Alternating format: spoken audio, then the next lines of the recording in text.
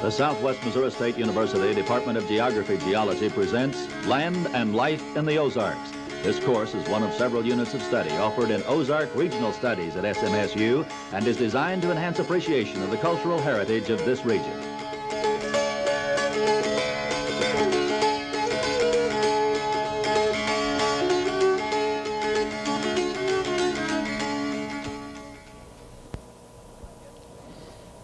My guest today is Dr. Robert Flanders.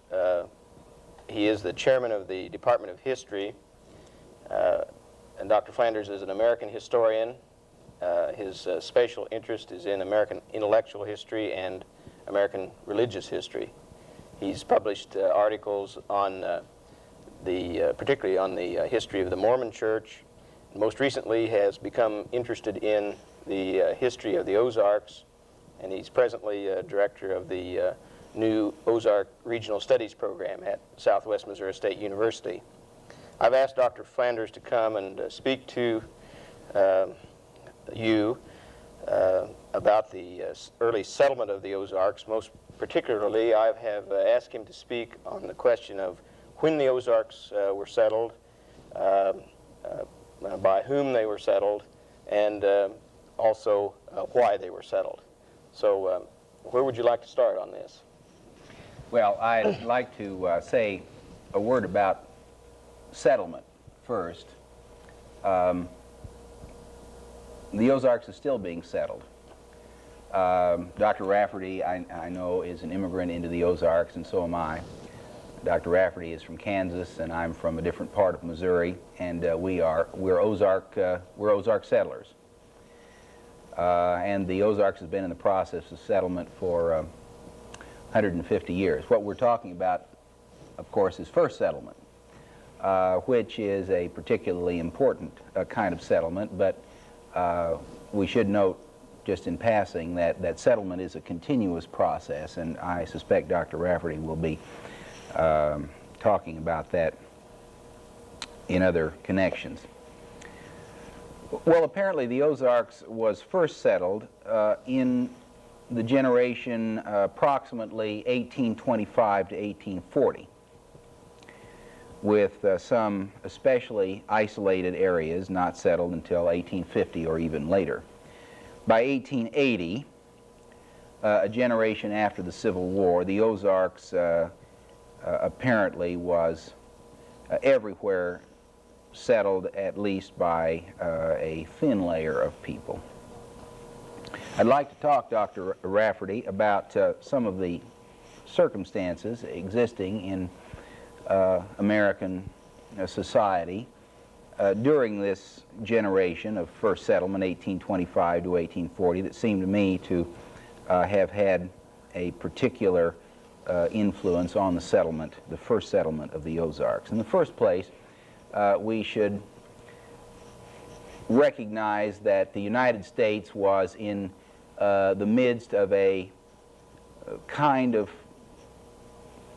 perpetual population explosion, which perhaps is one of the most important historic events in American history.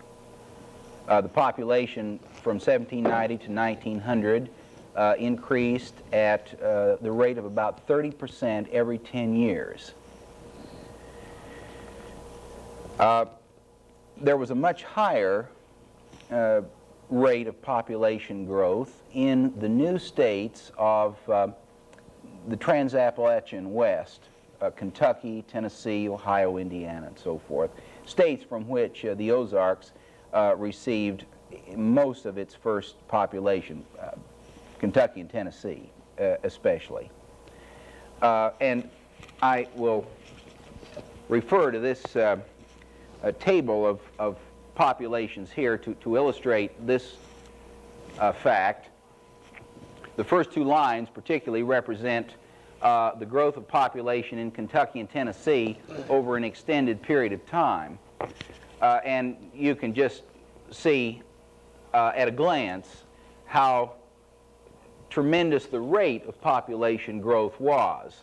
From the first census in 1790 across to 1840. These figures illustrate a true population explosion in that particular state, at least each population figure relative to the one before it. Almost a doubling here between 1800 and 1810.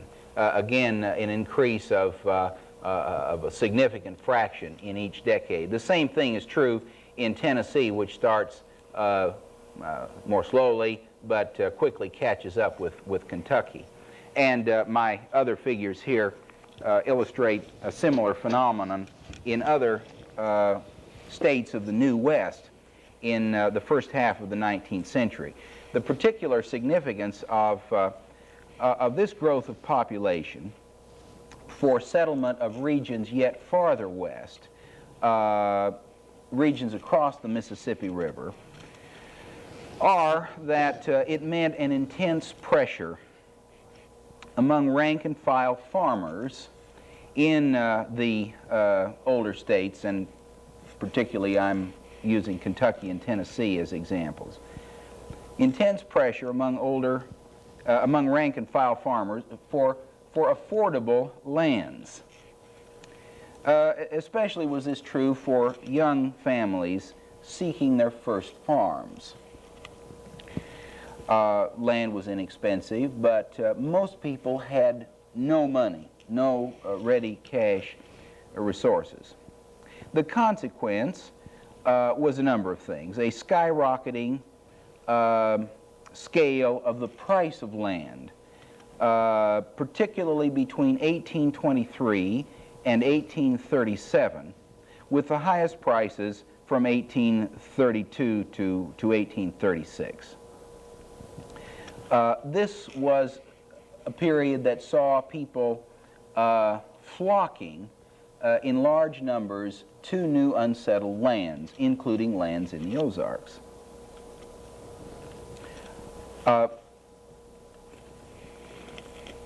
We can say that relative to the settlement of regions adjacent to the Ozarks, such as the Missouri River Valley in the present state of Missouri, or the Arkansas River Valley, the settlement of the Ozarks was slow by comparison. If I can interrupt Yes. for just a minute, Missouri really is, and the Ozarks for that matter, very strategically located in the path Yes. of settlement, because didn't much of this settlement come in by way of the rivers? Yes, of course. And so Missouri was really in the heart, or in the focus of a lot of that, and should really have been settled more, the Ozarks, had it not been for other factors that Right, prevented right. that settlement. Right. The Ozarks was not on the way to anywhere. Yes. The Missouri River Valley was on the way west. It was on the way to the fur lands. It was on the way, by 1840, it was on the way to Oregon. So the Ozarks really was not on the way to anywhere. It was some place that people tended to go around unless kind of a backwater. A backwater. It was definitely a backwater. The thing that brought people to the Ozarks, for the most part, was its poorer, cheaper lands. A person said one time, "It seems strange to me that those farmers would come to the Ozarks since its lands were so poor." I said, "That's why they came to the Ozarks, because they couldn't afford better lands very often." I think there were some other reasons, but I think that's a primary factor. Most of the settlers who came in the first generation seem to have been of English and especially of Scotch-Irish descent, and to have been from the highlands of the South, particularly Kentucky and Tennessee, and also to a certain extent from the Carolinas and Virginia. I'd like to talk about the importance of the coming of government to the Ozarks for settlement. Go to another transparency to illustrate this occurrence. This map shows the Missouri Territory, which it dates 1812, and despite the fact that the map covers a huge extent of land, The shaded area on the map shows the area of settlement. And so the settlement is here. Missouri Territory was established in 1812, the Arkansas Territory in 1819. Going to a map 10 years later, the present political boundaries begin to come into view. Missouri, minus the Platte Purchase, which you see missing, enters the Union in 1821. Arkansas Territory has the present Arkansas state boundaries, and then in 1840, of course, both states show their present boundaries in statehood. The importance of the organization of territories and states in Missouri and Arkansas, where all of the white settlement, the first white settlement came, is primarily this. The coming of government, both in territories and in states, means the ability of indigenous government to found counties, to incorporate towns. It brings federal government land surveys. It brings circuit courts, the offices of sheriff, and recorder of deeds, and a place to record deeds. It makes property titles secure and settlement safer. People do not invest money or do not invest a lot of labor ordinarily in a place from which there is an absence of government. And so this is an important factor in settlement. These things go together. Settlers or potential settlers want government. Early settlers want government. The presence and the organization of government brings more settlers and so forth. Government being organized in these territories invite settlers, and this is a process which is repeated in all western states. Let me return to these maps for a moment and show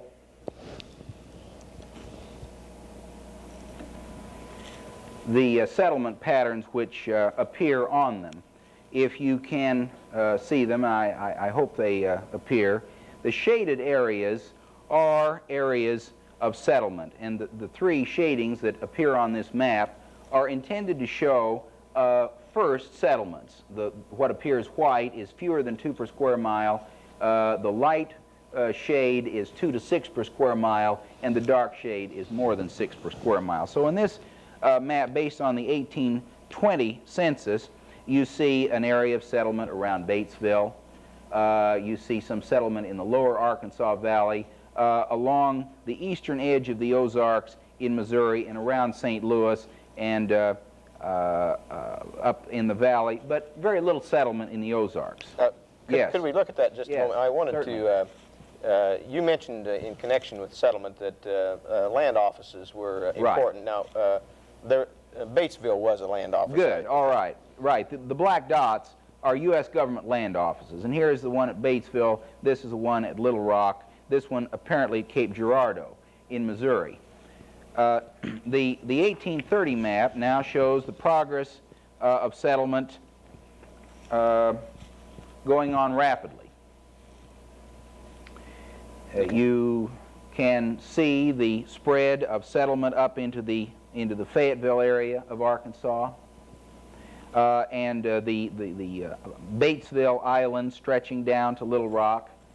In Missouri, you can see that the eastern Ozarks is being settled. The lead country is receiving some settlement. But for the most part, the central Ozarks in 1830 still does not show development of population. And before we leave this, we can see again that we do not have any additional land offices for the Ozarks region. 1840 demonstrates the land boom and the flood of settlers that occurred in the 1830s. We see the land office established in Springfield, and we see now a growth of population density. We see a number of places now that show the more than 6 per square mile density. However, you also observe that there is an island here in the central Ozarks that remains at a population density of fewer than 2 per square mile.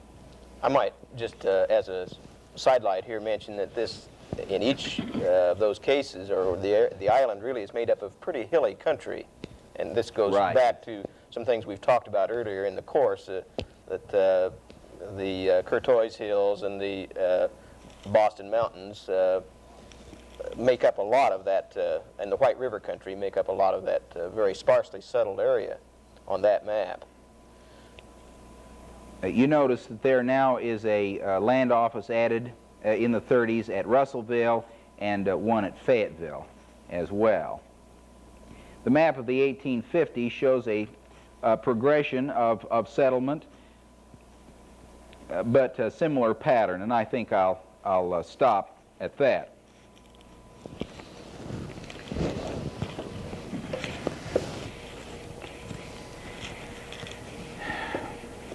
Like all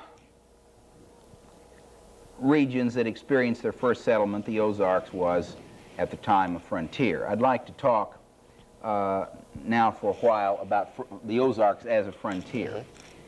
A frontier is a very familiar term to Americans, and everybody knows about frontiers. If in no other way, we know it from Matt Dillonitis and Little House on the Prairie-itis. Frontiers are a great American preoccupation, actually, popular preoccupation of Americans. And frontiers mean many different things to different people. We have frontiers in science and space, and frontiers in housing, and frontiers in education, and so forth. The word frontier implies a leading edge, an approach to the unknown. Let me give a brief historian's definition for my purposes here. A frontier in American history is a usually temporary condition of society characterized by many or all of the following: new settlements in new and previously unsettled lands, low population density, a mixture together of settled and unsettled lands, developed and undeveloped lands.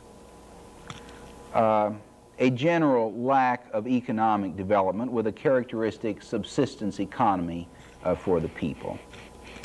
Isolation from the outside, poor or non-existent transportation facilities, poor roads, few or no bridges, no railroads, unpaved streets, no flood control, all of these kinds of things.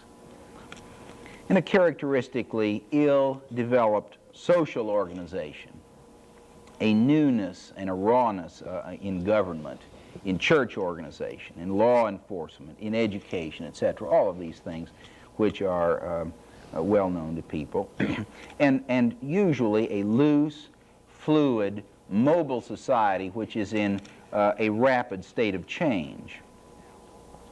Now, almost all places in the United States were once such frontiers, and they were almost all temporary frontiers, being quickly swept away by the same forces of social development and economic development that brought them into existence in the first place. Despite the emphasis on life in log cabins in America, few lived in log cabins any longer than they could help it. Few Americans have liked camping out as a permanent way of life, which in a sense a frontier state of society is. It's a kind of a temporary camping out until you can do something better. Now I'm getting to a point here about the Ozarks. Some frontiers, a few frontiers in American history, were exceptionally slow to pass away because of poverty, because of their isolation, their cultural backwardness, or various accidents of history. Maine, all of northern New England, as a matter of fact, northern New York, before the real estate developers of the 20th century, this was true of the Florida peninsula, northern Michigan, and the ones that I want to particularly talk about in a moment. We may call these frontiers that were slow to pass away semi-arrested frontiers, semi-arrested frontiers. That is, the processes that dissolved most frontiers soon after their creation were in these places arrested in part, bringing about a persistence of a frontier situation longer than ordinary. Now, the Ozarks was such a semi-arrested frontier, and I think that from this fact, this circumstance of history, is to be derived something of the character of the region even today. I was wondering, as a historian, what historical factors enter into the slowness of the development of the Ozarks. We know of the poverty of physical resources, but was there something about the people themselves or their background that played a part in this? All right, this really is a point that I was going to try to speak to next, and let me see if I can answer your question. Many of the first settlers, the early settlers, to the Ozarks came from another semi-arrested frontier, which was the southern Appalachian highlands of Kentucky, Tennessee, the Carolinas, and Virginia. And I think that, as a matter of fact, a semi-arrested frontier tended to be the historic condition of those southern highlands from early in the 18th century. So many of the settlers that we're talking about coming into the Ozarks in the 1830s, say, are the children, the grandchildren, even the great-grandchildren of people who have lived in a semi-arrested frontier, which is an unusual American condition. Now, I'd point out that I think there is a characteristic American type of person in this, the more or less permanent settler of the semi-arrested frontier, and this is the hill type. This is the hillbilly, which is a pejorative term, and I don't really like that term, but it's the hillman is a better way to put it. Mm-hmm. The hillman, and it is primarily a southern type, an upland settler or resident. But it is a characteristic American type. Abraham Lincoln was from such a background. Andrew Jackson was from such a background. Jefferson Davis was from such a background. Now, these settlers in the southern uplands of the United States were extensively Scotch-Irish in descent. And this leads me to talk a bit about the Scotch-Irish as American settlers. The Scotch-Irish came to the colonies mostly from 1717 to 1775. And if we can think of that in relation to Ozark settlement, it's the grandparents, the great-grandparents of mature first settlers, say, assuming that these, we're talking about those who were straight Scotch-Irish, and very many of them were. I think there's no question about that, with some intermarriage, particularly with English in the colonies and even in the old country. Now, an interesting thing about the Scotch-Irish is that most of them came into the American colonies directly to the southern hills, directly to the southern highlands. They did not come there after a long hiatus elsewhere. They came from Ulster in Northern Ireland to the back country of Virginia and of the Carolinas and of Georgia, and went then their children went over the mountains into Tennessee and Kentucky, and many of their children, at least some of their children, went on into the Ozarks. These people, before they came to America, came from a rugged frontier. They fought the Irish and the English for 100 years before they came to fight the Indians.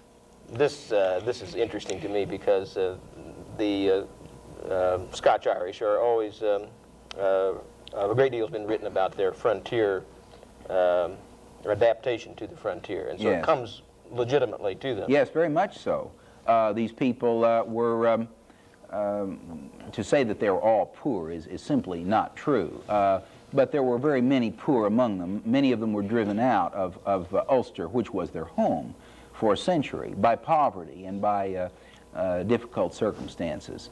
And actually, before they immigrated into Ireland from Scotland, they came from conditions which were extremely primitive. They were used to a hard, rugged life. So there is something to the myth or the stereotype of the Scotch-Irish hillman. Let me say our time is approaching an end. It is easy to stereotype and oversimplify this, and I'm sure you're going to say a good deal more about this. For example, we know that Cherokee Indians settled the western part of the Ozarks, and I haven't even mentioned them. This is an important matter too. Perhaps I should stop and as our time approaches an end, and see if you have a comment or a final question. Well, I think you've answered several questions that I've wanted to ask. In the process of movement to the west, did most of the movements were really short movements, were Yes. they not? Not long movements all the way from Virginia, sometimes that far, but primarily from states adjacent to the Ozarks. Yes. Yes, matter of fact, to make a generalization, apparently the largest number of immigrants to new western lands didn't go more than 100 miles. So it was a process of short movements. Process of short movements. Now we know that a good many people who came to Greene County, for example, came from the region around Nashville, Tennessee, which Right. is 500 miles. But nevertheless, most movements were short movements, you're quite right. And they did come from adjacent areas. And they came from areas, they tried to come to familiar areas. Farming was something where subsistence farmers didn't want to have to learn whole new techniques for whole new soils. So they hunted for familiar places. Places they were used to. And as you have described in this course, there are places in the Ozarks that are very similar to the Southern Highlands from which these people came. Well, Dr. Flanders, I appreciate you coming in and talking to this class, and I think this is all the time we have. Wish we could have you on again, but I don't believe time permits. For the next time, we'll be talking about the geography of settlement in the Ozarks and looking at specific locations of places that people settled and the reasons for their settlement in those locations.